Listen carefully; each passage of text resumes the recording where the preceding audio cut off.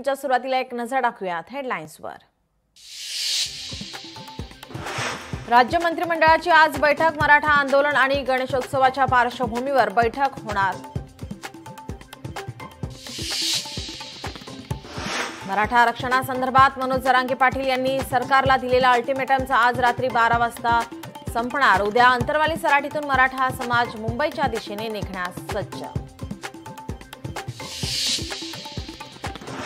मुख्यमंत्र्यांविरोधात शिवराळ भाषा वापरणाऱ्या जरांगेंना महाराष्ट्र कधी माफ करणार नाही। भाजपचा संताप। तर आपण आक्षेपार्ह भाषा वापरली नाही, जरांगेंचं स्पष्टीकरण। महाराष्ट्र शिवभोजन थाळी केंद्रावर कार्यरत महिला आणि शिवभोजन केंद्र चालक आज मंत्रालयावर धडकणार। केंद्र चालकांचे थकीत देयक तत्काळ देण्याची मागणी। भाजपाचे नवनिर्वाचित मुंबई अध्यक्ष अमित साटम आज स्वीकारणार पदभार। भाजपाच्या दादरमधील वसंत स्मृती कार्यालयात स्वीकारला जाणार पदभार।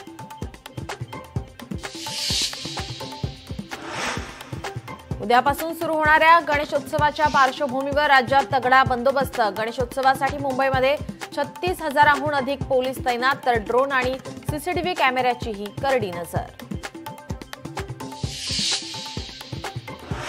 लालबागच्या राजासाठी कडक सुरक्षा व्यवस्था। राजाच्या बंदोबस्तासाठी तब्बल 8,000 पेक्षा जास्त पोलीस तैनात, तर राजाभोवती AI सुरक्षा कवचही सज्ज।